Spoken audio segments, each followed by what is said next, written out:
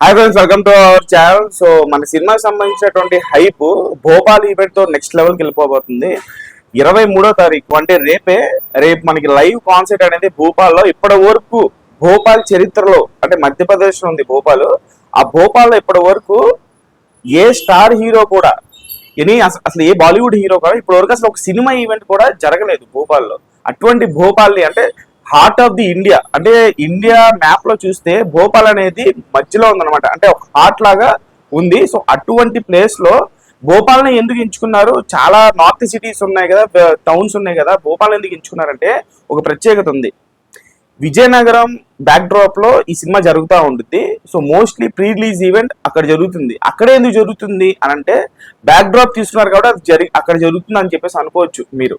కాకపోతే కోడి రామ్మూర్తి నాయుడు కుస్తీ పోటీలు అని చెప్పేసి మనకు ఒక ట్రాక్ ఉంటుంది. ఆ కుస్తీ పోర్షన్ అంతా ఆయన బ్యాక్ డ్రాప్ లో జరుగుతూ ఉంటుంది, కానీ ఆయనకేం సంబంధం ఉండదు. బట్ అప్పటి నుంచి ఈ కుస్తీలు అనేవి ఆ ప్రాంతంలో బాగా పాపులర్ అయినాయి.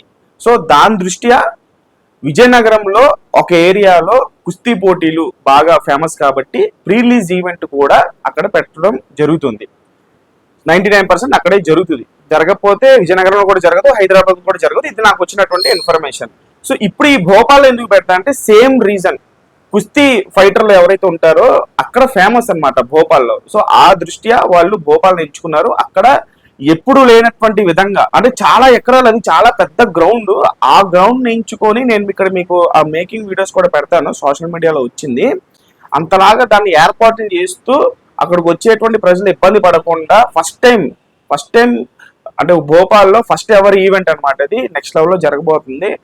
ఏఆర్ రెహమాన్ గారు చిక్రీ సాంగ్ పాడతారు, రైలేరారు సాంగ్ పాడతారు. దాని తర్వాత ఈ కొత్త సాంగ్ ఒక హుక్ లైన్ తో మనకి ఒక పోస్టర్ వచ్చింది. ఇక్కడ నేను మీకు స్క్రీన్ షాట్ పెడుతున్నాను. ఈ యొక్క ఐటమ్ సాంగ్ లో 3 హీరోయిన్లు అని చెప్పేసి అన్నారు. ఇప్పటివరకు మనకు తెలిసింది దీనిలో జాన్వీ కపూర్ కూడా యాక్ట్ చేస్తుంది, శృతి హాసన్ కూడా యాక్ట్ చేస్తుంది అని చెప్పి తెలిసింది. రామ్ చరణ్ గారితో వీళ్ళిద్దరు కాకుండా ఇంకో 3వ హీరోయిన్ ఉంది అని చెప్పేసి సోషల్ మీడియాలో అయితే గట్టిగా మాట్లాడుకుంటున్నారు. మరి గతంలో చూసుకుంటే మనకి ఎవడు సినిమాలో అసలు శృతి హాసన్ ఏ కైండ్ ఆఫ్ డాన్స్ వేసిందో రామ్ చరణ్ ని మోస్ట్లీ మ్యాచ్ చేస్తా. సో రామ్ చరణ్ తో డాన్స్ వేయాలంటే డాన్సింగ్ లో మ్యాచ్ చేయాలి. సో అటువంటి డాన్సర్ శృతి హాసన్ గారిని ఎంచుకున్నారు. ఇంకా మనకి తెలిసిందే జాన్వీ కపూర్ కూడా చాలా బాగా డాన్స్ వేస్తారు.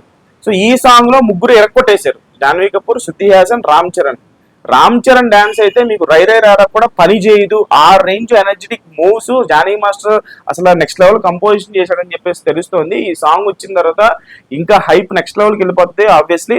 సో రిలీజ్ వరకు మనకి కావాల్సినటువంటి హైప్ ఇప్పటికే చరణ్ అన్న కూడా హిందీ ఇంటర్వ్యూస్ కూడా ఇవ్వడం జరుగుతుంది దైనిక్ భాస్కర్ లాంటి ఛానల్స్ కి. అలాగే బొమ్మని ఇరానీ, అలాగే మున్నా భయ్య, దివ్యేందు, వీళ్ళందరూ కూడా హిందీ ఛానల్స్ లో ఇంటర్వ్యూస్ ఇస్తున్నారు. అవి కూడా సోషల్ మీడియాలో బాగా వైరల్ అవుతున్నాయి.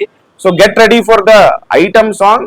ఇంకా ఐటమ్ సాంగ్ అంటే ఇంకా రామ్ చరణ్ అంటే మనకి జిగేల్ రాణి గుర్తొస్తుంది. ఇంకా దానికి ముందు నాయకులో సాంగ్ కావచ్చు, ఎవ్వరం అంటే ఏలూరు, అలాగే ఎవడలో సాంగ్ కావచ్చు, ఇవన్నీ కూడా ప్రతిదీ కూడా మనకి Ram Charan plus item song plus Jani master deadly combination. ఈ రోజు మధ్యాహ్నం 2:06 రాబోతుంది సాంగ్ తాలూకు ప్రోమో. అది వచ్చిన తర్వాత మళ్ళీ ఒక వీడియో చేస్తాను. So stay tune to my channel notification on చేసుకోండి, లైక్ చేయండి. ఎంతలాగా మీరు వెయిట్ చేస్తారో ఐటమ్ సాంగ్ కోసం అనేది కామెంట్స్ చేయండి, ఛానల్ సబ్స్క్రైబ్ చేసుకోండి.